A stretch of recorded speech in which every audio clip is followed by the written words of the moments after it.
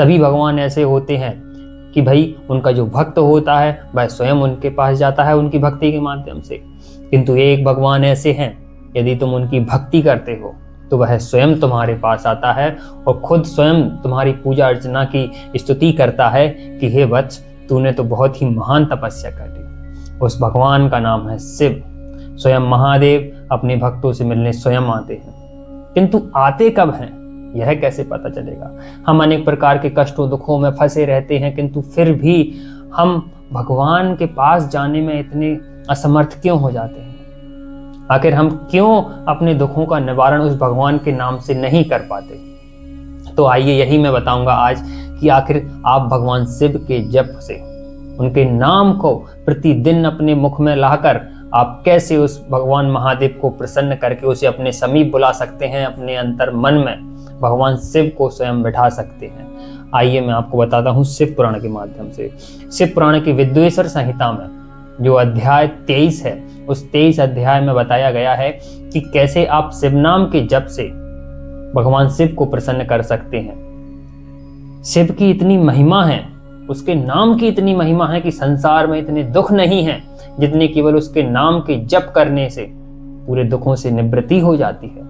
भगवान शिव इतने भोले हैं कि वह उन्हें किसी भी प्रकार का नैवेद्य नहीं चाहिए, उन्हें किसी प्रकार का आडंबर नहीं चाहिए। यदि तुम उनका प्रतिदिन स्मरण करते हो, दुख के समय में सुख के समय में अपने प्रत्येक क्षण में भगवान शिव का स्मरण करते हो, चाहे वह प्रणव मंत्र के माध्यम से करते हो, चाहे आप भगवान शिव के नाम में लीन रहते हो, उसके शिवलिंग की पूजा अर्चना करते हो, तो भगवान शिव आपके द्वार पर, आपके घर में प्रवेश करने के लिए, आपके मन के द्वार पर प्रवेश करने के लिए खड़ा हुआ है।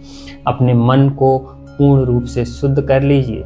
भगवान शिव आपके मन में प्रवेश करने के लिए आपके मन के द्वार पर दस्तक दे चुके हैं। शिव नाम की महिमा से चंचला जैसी व्यभिचारी ब्राह्मण स्त्री, जिसने अनेक अनेक प्रकार के पाप किए, अनेक अनेक व्यभिचार में फंसकर उसने अपने जीवन को नरक बना दिया, किंतु वह भी शिव नाम के जप से, शिव पुराण के श्रवण के माध्यम से इतनी पुण्य हो गई कि स्वयं माता सती ने उसको शिवधाम में जगा दी और अपनी सखी बनाकर रखा, और उसने उसी शिव की पूजा के माध्यम से अपने पति को भी उस नरक के चंगुल से बचाया। तो क्या आप नहीं चाहते कि आप भी के भी सारे दुख सब कुछ समाप्त हो जाए। केवल एक मंत्र, वो एक मंत्र आपको सभी दुखों से छुटकारा दिला सकता है, और एक सूक्ष्म मंत्र जिसमें शिव का नाम है श्री शिवाय नमस्तुभ्यम।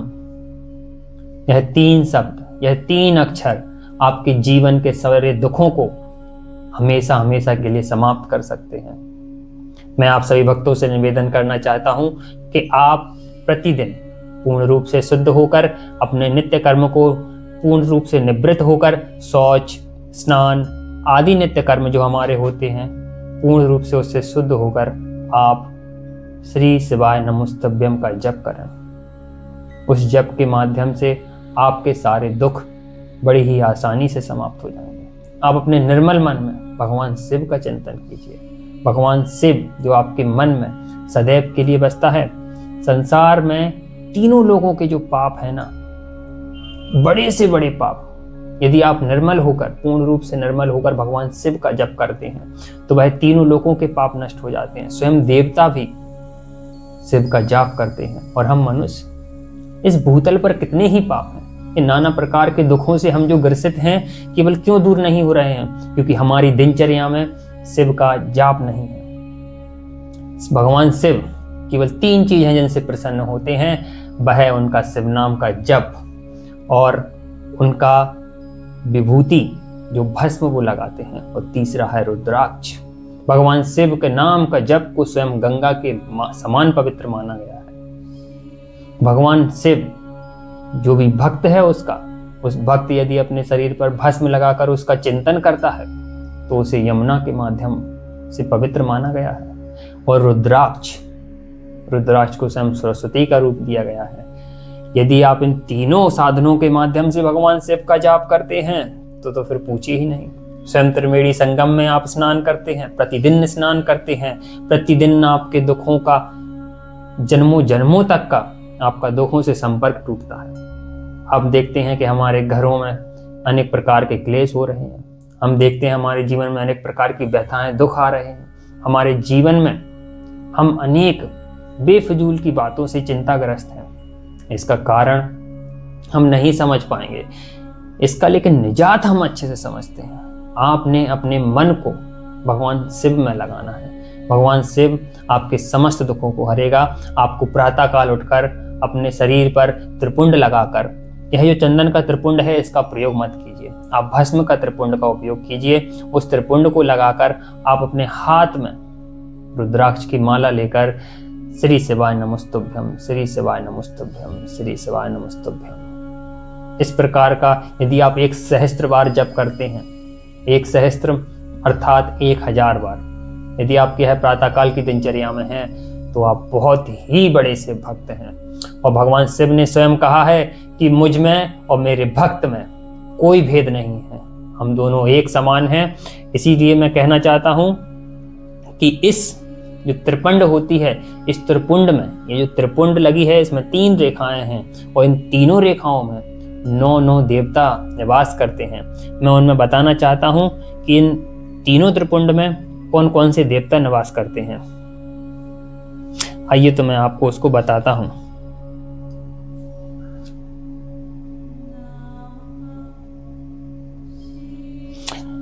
त्रिपुंड की प्रथम रेखा, त्रिपुंड की प्रथम रेखा में आकार, गार्हपत्य, अग्नि, पृथ्वी, धर्म, रजोगुण, ऋग्वेद, क्रिया शक्ति, प्रातः सवन तथा महादेव ये त्रिपुंड की प्रथम रेखा में निवास करते हैं। यह बात शिव दीक्षा प्राण पुरुषों को अच्छी तरह समझ लेनी चाहिए। और उसकी जो दूसरी रेखा है उसमें उकार, दक्षिण अग्नि, आकाश, सत्वगुण, यजुर्वेद, मंद सदवन, इच्छा शक्ति, अंतरात्मा तथा महेश्वर, यह 9 देवता त्रिपुंड की दूसरी रेखा में निवास करते हैं। और जो तीसरी रेखा है उसमें मकार, आहवनीय अग्नि, परमात्मा तमोगुण, ध्योलोक, ज्ञान शक्ति, सामवेद और तृतीय सवन तथा शिव, ये भगवान शिव के जो त्रिपुंड है इसमें जो तीसरी रेखा है उसमें यह 9 देवता निवास करते हैं। सोचिए यदि आप अपने शरीर की विभिन्न अंगों पर इस त्रिपुंड को धारण करते हैं तो आप कितने पाप अपने जीवन से यूं ही हटा लेते हैं केवल त्रिपुंड धारण करने से। आपको मैं बताना चाहता हूं कि भगवान शिव केवल निर्मल मन का प्रेमी है।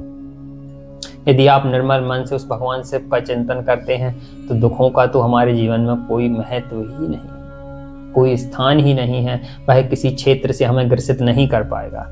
इसलिए इस त्रिपुंड का अनेक महत्व है।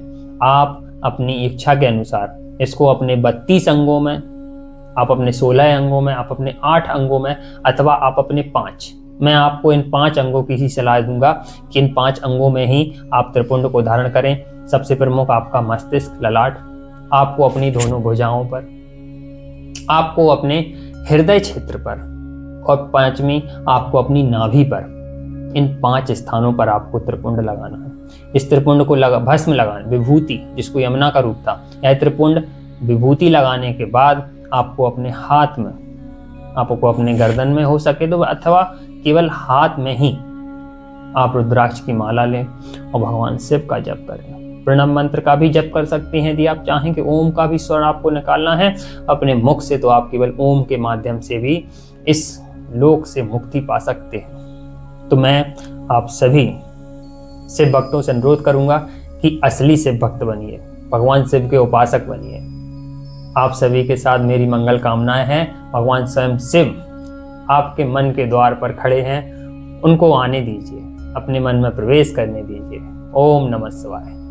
और यदि आपको यह जानकारी अच्छी लगी हो, यदि आप भी भगवान शिव के उपासक हो, तो मेरी वीडियो को लाइक करके चैनल को सब्सक्राइब कर दीजिए। भगवान शिव आपकी हर एक मंगल कामना को पूरी करें। ओम नमः शिवाय।